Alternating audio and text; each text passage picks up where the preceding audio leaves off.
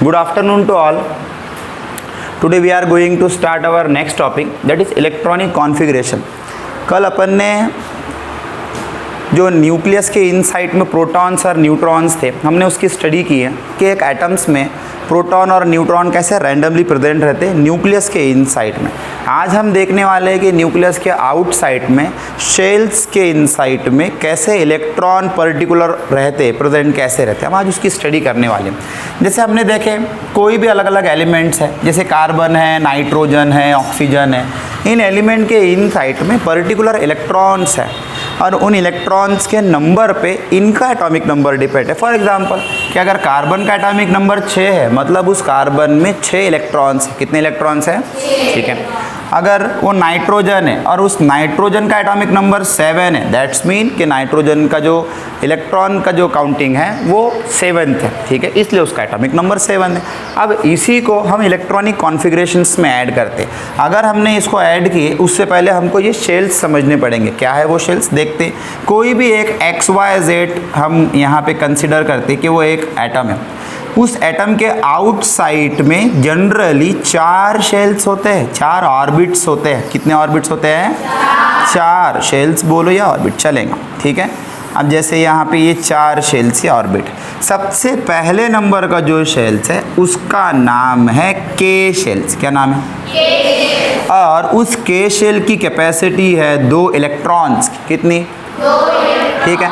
उसके बाद में उसके सेकेंड नंबर के बाद में जो शेल्स है उसका नाम है एल शेल और इस शेल की कैपेसिटी है 8 इलेक्ट्रॉन्स।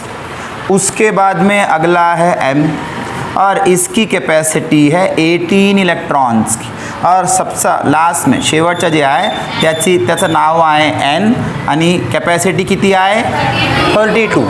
आता आपण एक उदाहरण घेऊ कि ये इलेक्ट्रॉन्स जो है ये शेल्स में कैसे समाते हैं, कैसे हम उसको कंट्रीब्यूट करते हैं। उदाहरणार्थ एक नळ आहे, अपन खाली एक फक्त ग्लास लावला, एक सिर्फ ग्लास लगा हुआ यहाँ पे और उस ग्लास के अंदर 2 लीटर पानी बैठता है। कितना?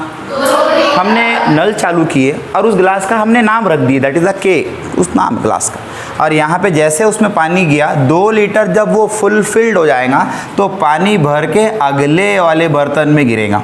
2 लीटर फुल होने के बाद जैसे वो अंदर गिरेगा तो अगले वाला बर्तन, एक जैसे दूध का बर्तन होता है वैसे वाला ये बर्तन है, उसका नाम है एल और उसकी कैपेसिटी कितने लीटर की है। फिर ये पानी इसको फुलफिल भरेगा और यहाँ से पानी अगले बर्तन में गिरना शुरू होगा। वैसे उसका नाम हमने रखे, एक बड़ा सा एक बकेट है, एक बर्तन है, वो उसका नाम एम है और उसकी कैपेसिटी कितने लीटर की है? 18। फिर जैसे ये फुलफिल होगा नंतर इकडून ते पाणी कुठे जाईल? ते शेवटचं, याचं नाव काय? एन आणि कॅपॅसिटी किती लिटरची आहे? तसाच इकडे हे शेल्स दिलेले आहे। सर्वात आधी कोणता शेल्स आहे? त्याची कॅपॅसिटी किती आहे? नंतर कोणता आहे? कॅपॅसिटी किती आहे? नंतर कोणता आहे? कॅपॅसिटी नंतर कोणता आहे? आणि capacity.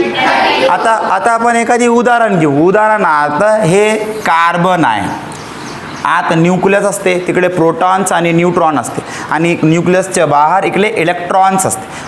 Atomic number of carbon किती आहे? 6 आहे। तो आपण आधी एक पहिला शेल्स ड्रॉ करू आणि इकडे नंबर ऑफ इलेक्ट्रॉन देऊ।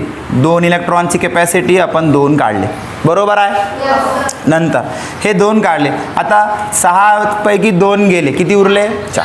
आता आपल्याला अजून एक शेल्स काढायचा इकडे, हे नंतरचा आहे। कोणता आहे? नाव काय याचं शेलचं? आता आपल्याला इकडे हे शेल्स ते आत आपल्याला इलेक्ट्रॉन द्यायचे आहे, आधी 2 आणि नंतर। आता आपण इकडे लिहू शकता, हे कार्बन ॲटॉमिक नंबर 6, इकडे आधी 2 आणि नंतर 4। हे आहे इलेक्ट्रॉनिक कॉन्फिगरेशन्स ऑफ कार्बन, याला म्हणतात। कळलं का? अजून एखादी उदाहरण घ्यायची आहे का? आता आपण एखादी अजून उदाहरण घेऊ। सांगा एखादी उदाहरणार्थ आपण इकडे सोडियम घेऊ। ठीक आहे, सोडियमचा ॲटॉमिक नंबर किती आहे? 11। आपण आधी एक शेल्स, हे ओरिजिनल सोडियम आहे, आता हे सर्वात आधी शेल्स आहे, इकडे 2 इलेक्ट्रॉन। ठीक आहे, बरोबर आहे। नंतर अजून आपण एक काढू, इकडे किती इलेक्ट्रॉन? आता किती इलेक्ट्रॉन टाकायचे आहे 8 इलेक्ट्रॉन्स बरोबर आहे का ठीक आहे 2 आणि 8 किती झाले 10 आता 11 पैकी 10 झाले एक उरला नंतर अजून एक असा शेल काढायचा आणि इकडे एकच टाकायचा आपण इकडे लिहू शकता हे सोडियम ॲटॉमिक नंबर 11 2 आधी नंतर 8 आणि नंतर अजून 1 हे सर्वात शेवटच्या जे इलेक्ट्रॉन्स आहे याला म्हणता व्हॅलेन्स इलेक्ट्रॉन काय म्हणता आणि आपण याला म्हणू शकता इलेक्ट्रॉनिक कॉन्फिगरेशन कळलं सर्वांना ठीक आहे थँक्यू फॉर टुडे